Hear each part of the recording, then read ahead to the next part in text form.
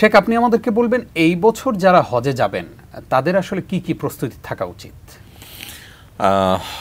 আমাদের হজের ক্ষেত্রে এই বছরের জন্য যদি আলাদা করে বলি তাহলে বলতে হবে যে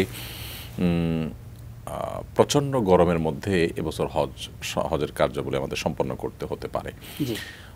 গত বছরও ভয়ঙ্কর গরম ছিল সৌদি আরবে, মিনা, মুজদালিফা, আরাফা, এবং বহু মানুষ হিটস্ট্রোকে মারা গেছেন। বাংলাদেশেরও বহু মানুষ সেখানে ছিলেন এই মৃতদের তালিকায়।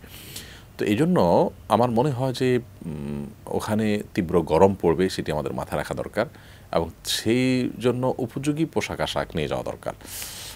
সেই সাথে অবশ্য সেখানে যেহেতু অনেক বেশি গরম থাকে, সমস্ত রুমগুলোই এসি থাকে, অতএব এসির পরিবেশে থাকার জন্য আবার আলাদা ব্যবস্থাপনাও থাকা দরকার। কারণ ওই অ্যাসিড ঠান্ডা থেকে ঠান্ডা লেগে যায়, আবার অতিরিক্ত গরমে ঘামিয়ে সেখান থেকে ঠান্ডা লেগে যায়, এই বিষয়গুলো আমাদের মাথায় থাকা দরকার।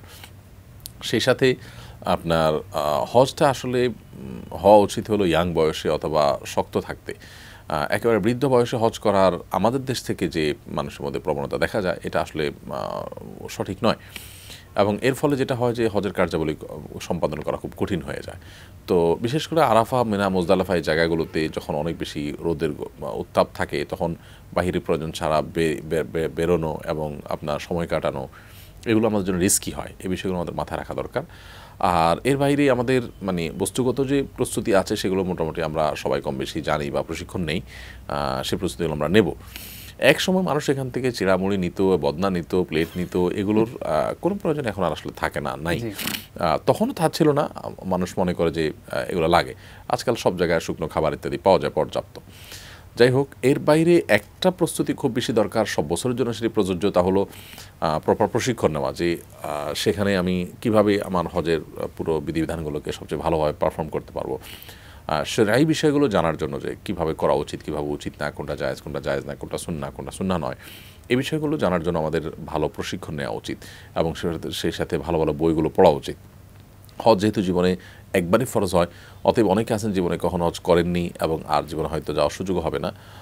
তো একবারই যখন হবে, একবার করা বিষয়টাকে রপ্ত করতে অনেক বেশি সময় দিতে হয়। বারবার করতে গেলে করতে করতে মানুষের রপ্ত হয়ে যায়।